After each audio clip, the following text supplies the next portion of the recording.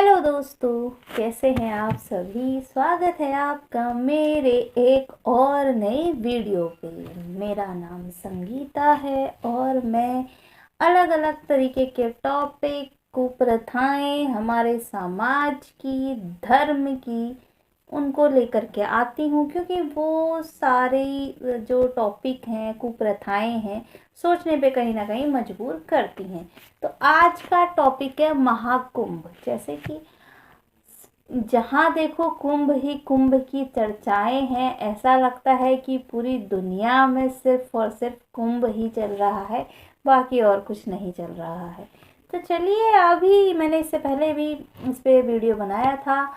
ऐसा लगता है कोई टीवी सीरियल होता है ना, ऐसे ट्विस्ट एंड टर्न्स तो टीवी सीरियल भी मात दे दे। इस तरीके के ट्विस्ट एंड टर्न्स इस कुंभ में चल रहे हैं। कहीं पे कोई बाबा फेमस हो जाता है तो पता लगता है कि वो तो आईआईटीएन है।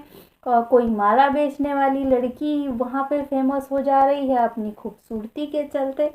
तो एक से बढ़कर एक वहाँ पे लोग हैं। तो लोगों को तो अच्छा खासा वो मिल ही रहा है, एंटरटेनमेंट मिल रहा है महाकुंभ में आए लोगों की वजह से। तो इस महाकुंभ में बड़े हादसे भी हुए हैं। आज हम इन्हीं हादसों के बारे में बात करेंगे और क्यों ये हादसे हुए, कैसे हुए, पहले जान लेते हैं महाकुंभ आखिर है क्या। तो महाकुंभ भारत का सबसे पवित्र धार्मिक मेला है, ऐसा कहते हैं, ठीक है, जिसका आयोजन हर 12 वर्ष पर किया जाता है। ऐसा माना जाता है कि महाकुंभ में स्नान करने से जीवन के सारे दुख दूर हो जाते हैं और पापों का नाश हो जाता है। इस साल प्रयागराज में महाकुंभ 13 जनवरी 2025 से शुरू हुआ है और 26 फरवरी 2025 को महाशिवरात्रि तक चलेगा। तो दोस्तों, ये कहना अच्छा, महाकुंभ में नहाने से जो है सारे पाप धुल जाते हैं और दुख दूर हो जाते हैं। तो उनका क्या, जिन्हें वहां जाकर के दुख मिला है, जैसे कि उनके दुख तो दूर होने चाहिए थे। जैसे कि कितनी ही भगदड़ मची तो उसमें जो लोग मारे गए, किसी की माँ, किसी की बहन, किसी के बच्चे, तो उसका जिम्मेदार कौन है। अभी तो ये आंकड़े ही नहीं पता कि कितने लोग मारे गए हैं। मुझे तो ये समझ में नहीं आता है कि क्या इतने हजारों लोग, लाखों लोगों ने इतना पाप किया है कि उन्हें महाकुंभ में जाकर के स्नान करना पड़ रहा है। या तो हम पाप के एंगल से देखें तो लाखों लोग, करोड़ों लोग फिर पाप कर रखा है उन लोगों ने, तो इसीलिए अपना पाप धोने वो जा रहे हैं महाकुंभ में। अगर हम दुखों के बारे में सोचें तो इतने लाखों करोड़ों लोग दुखी हैं अपने जीवन में, जो उन्हें महाकुंभ में जाकर के स्नान की जरूरत पड़ रही है। वो किसी भी भीड़ की चिंता नहीं कर रहे हैं। वो सीधे सीधे जो है फर्श फर्श नहीं, जमीन पर, आकाश के नीचे इतनी ठंड में नदी के किनारे सोए हुए हैं। क्या वो इतने दुखी हैं या फिर उन्होंने इतने पाप किए हैं।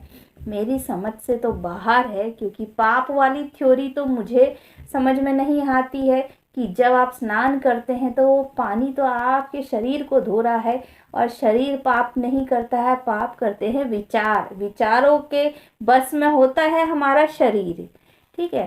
तो जब विचार हमारे जो है पाप करते हैं तो विचारों को कौन सी गंगा धोती है, पता नहीं।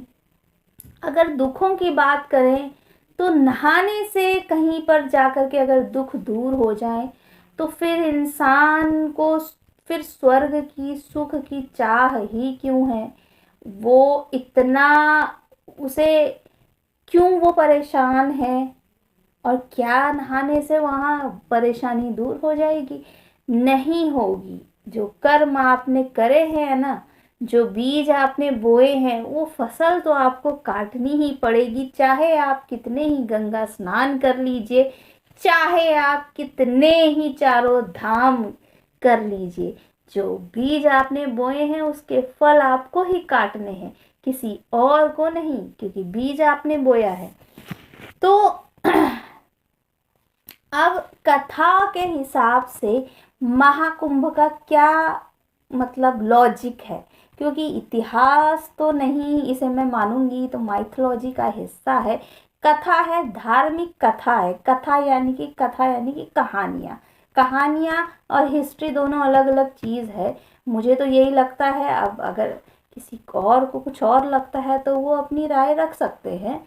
तो कथा के मुताबिक तो ये माना जाता है कि समुद्र मंथन के दौरान जब अमृत का कलश जो है निकला, यानी कि जो समुद्र मंथन हो रहा है, हमने भी सुना है, देखा है, तो उसमें से अलग अलग चीज़ें निकलती रहीं।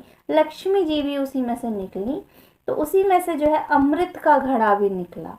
तो राक्षसों और देवताओं में जंग छिड़ी रहती है। जैसे कि आप जानते ही हैं कि इंसान है, इंसान को एक जब कुछ करने के लिए चाहिए, उसे कुछ ना कुछ मुद्दा चाहिए, नहीं तो वो इंसान जी नहीं पाएगा पृथ्वी पर क्या देवता भी ऐसे ही थे? क्या उन्हें भी कुछ ना कुछ करने के लिए चाहिए था? तो इसी तरीके से जो है समुद्र मंथन से अमृत का कलश निकलता है, यानी कि कलश को कुंभ बोलते हैं। कुंभ, इसी से महाकुंभ का ये नाम निकला है। तो अमृत का जो कलश निकलता है, तो वो जो विष्णु जी मोहिनी का अवतार लेके जो कलश को ऐसे ऐसे लेकर के जाती हैं, तो फिर छीना झपटी में जो है जैसे राक्षसों को पता लग जाता है कि अरे ये तो विष्णु जी हैं, तो ऐसे छीना झपटी में कलश की 3-4 बूंदे जो हैं जगहों पर गिर गई। मतलब शायद से आकाश में कहीं पे हो रहा होगा, या फिर पता नहीं कहाँ हो रहा होगा, जो बूंदे जो है धरती पे आके गिर गई। चलिए, धरती तक पहुंची गई बूंदे, तो बूंदे गिरी। वहां वहां पर कुंभ का आयोजन होता है। हरिद्वार, नासिक, उज्जैन और प्रयागराज में कुंभ का आयोजन होता है, लेकिन महाकुंभ का आयोजन सिर्फ प्रयागराज में होता है। इन जगहों पर कुंभ का आयोजन होता है, लेकिन महाकुंभ का अलग ही एक प्रकार है, अलग ही है, जो सिर्फ और सिर्फ प्रयागराज यानी कि इलाहाबाद जिसका पहला नाम था, वहां पे ही होता है। प्राचीन जो है जगहों पर इसका जो है मिलता है जिक्र, ऐसा बताया गया है। लेकिन इसमें कितनी सच्चाई है कि ये महाकुंभ क्या इसीलिए होता था? क्या ये महाकुंभ का रिलेशन जो है समुद्र मंथन वाली कथा से ही है? क्योंकि हमारे इतिहास में तो कई लोगों ने भारत पर राज किया है, कई प्रकार की संस्कृतियां भारत में रही हैं, तो कुछ भी कह पाना यहाँ पे ठीक नहीं होता है, और ना ही मैं इतिहासकार हूँ। तो अब जो है, हालांकि जो महाकुंभ पड़ा है 2025 का, तो खगोलीय गणना के अनुसार 2025 का महाकुंभ या मेला अपने आप में अनूठा है, क्योंकि इसका नक्षत्र और संरेखण जो है हर 144 साल में एक बार होता है। तो इस प्रकार पिछले 144 सालों में सभी कुंभों में से सबसे शुभ महाकुंभ जो है 2025 में हो रहा है। तो मुझे लगता है भगदड़ और इतने सारे लोगों का वहाँ जमा होने का कारण ये भी है कि ये एक बोला जा रहा है कि एक 144 साल बाद ये कुंभ मेला आयोजित हुआ है, और ये बहुत ही शुभ है, बहुत ऐसा, क्योंकि इंसान इतना दुखी है अपने जीवन में, उसने ऐसे कर्म कर रखे हैं कि वो खुद ना कहीं अंदर से डरा हुआ है और पछता रहा है, उसे बहुत ज़्यादा डर है अपने कर्मों का। तो इसीलिए मेरे ख्याल से ये इतना बड़ा शुभ अवसर है, तो लोग इतने वहाँ पे उमड़ रहे हैं, इतनी भीड़ वहाँ पे एकजुट हो रही है कि ये तो कुछ ज़्यादा ही चमत्कारी महाकुंभ है। तो हम यहाँ जाते हैं, अपने पाप धो लेते हैं, ठीक है, या अपने दुखों से मुक्ति पा लेते हैं। ठीक है, सही है सभी का लॉजिक, लेकिन इतने सारे पापी एक जगह पे, लगता तो मुझे ये ऐसा ही है कि काफ़ी सारे पापी एक ही जगह पे इकट्ठा हो गए हैं, तो अब धरती माँ से भी बर्दाश्त हो नहीं रहा है कि वो इतने सारे पापियों को एक जगह पे इकट्ठा करके, और कहाँ तक पाप धोया जाए, कहाँ तक, समझिए। अब इतना चमत्कारी अवसर है तो फिर ये जगह जगह पे हादसे, और ये आज कोई नई बात नहीं है हादसे होने की, जो लोग कुचले गए, दबे गए। आपके लिए मैं वीडियो चला देती हूँ, आप देख लीजिए किस तरीके की तस्वीरें हैं। बहुत ही भयानक तरीके की तस्वीरें यहाँ पे हैं।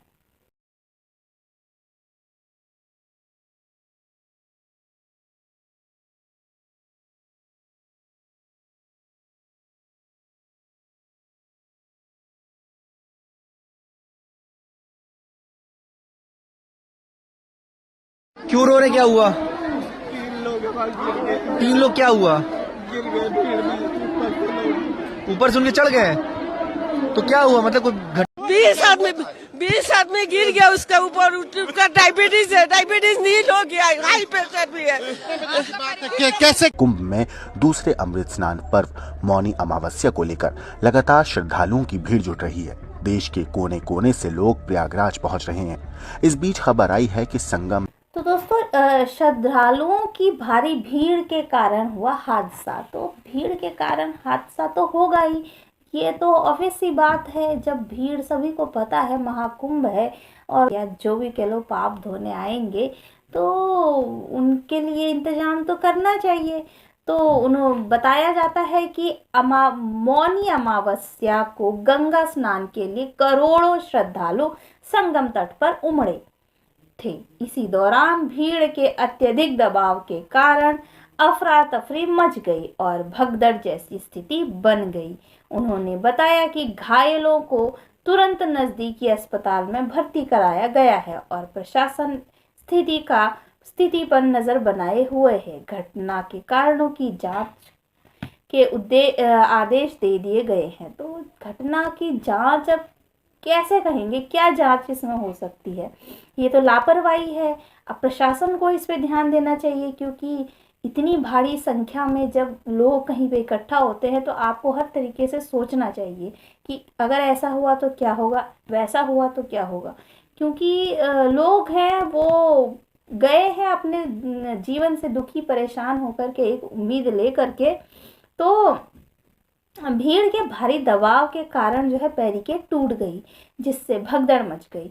जो भक्त जमीन पर लेटे हुए या बैठे थे भीड़ में, अन्य लोग गलती से उन पर चढ़ गए, जिससे यह स्थिति उत्पन्न हुई। फिलहाल स्थिति सामान्य है। प्रयागराज में महाकुंभ मेले के दौरान आज की घटना के बाद प्रशासन ने कड़े फैसले लिए हैं।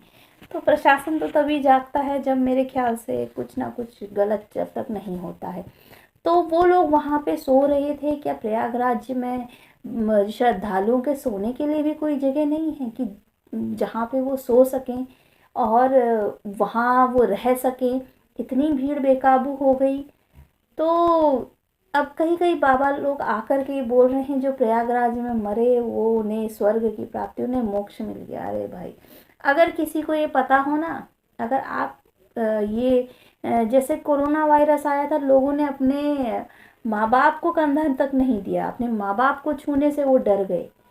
तो जब इंसान को पता हो ना कि अगर हम इस जगह जाएंगे, यहाँ हम मरने वाले हैं, तो वहाँ कोई नहीं जाएगा। अगर इंसान को ये पता चल जाए कि वो जहाँ जा रहा है वहाँ उसकी मृत्यु निश्चित है, तो वो उस जगह से दूर भागेगा। तो ये सारी चीज़ें हैं। अगर पता चलता लोगों को कि उनके साथ क्या होने वाला है, तो मुझे नहीं लगता इतनी भारी भीड़ शायद से उस महाकुंभ में एकत्रित होती। तो भगदड़ का यह नया मामला नहीं है, कई सारे मामले हैं, कई सारे, जब से महाकुंभ लगते हुए आ रहा है तब से हर बार ऐसा ही होता है। चोरियां होती हैं और बच्चे का खो जाना, कई कई तरीके की चीज़ें होती हैं। तो ये बड़ा ही समझ नहीं आता मुझे कि क्या है ये महाकुंभ, क्या है इसका लॉजिक। कितना इंसान पागल है, कितना इंसान इस जीवन के माया जाल से निकलना नहीं चाहता है। उसे बस ये है कि कोई आकर के उसके दुख मिटा दे या कोई आकर के उसके पाप मिटा दे। तो कोई कैसे आ सकता है जब पाप आपने किए हैं, जब पाप आपने किए हैं, कर्म आपने किए हैं, तो कोई कैसे आपके कर्मों को मिटा देगा? कोई नहीं मिटा सकता है। ये सारी फर्जी बातें हैं। ढकोसलाबाजी है, परंपराओं को ढोता हुआ एक समाज जो अपनी परंपराओं को कंधे पर ढोया हुआ है, जिसे पता नहीं क्या चाहिए इस ज़िंदगी से। ये तो ज़िंदगी ही उधार की है, यहाँ से सभी को एक ना एक दिन जाना है। कोशिश ये हो कि इस माया जाल से, जीवन और मृत्यु के माया जाल से जो है ऊपर उठा जाए, इस माया जाल में कभी ना पड़ा जाए, क्योंकि ये एक ऐसा चक्र है जिस चक्र में इंसान फंसा हुआ है।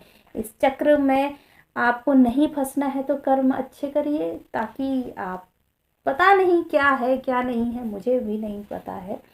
तो ये थी थोड़ी सी महाकुंभ की जो है दर्दनाक हादसों की कहानी। कभी आग लग जाती, कभी कहीं।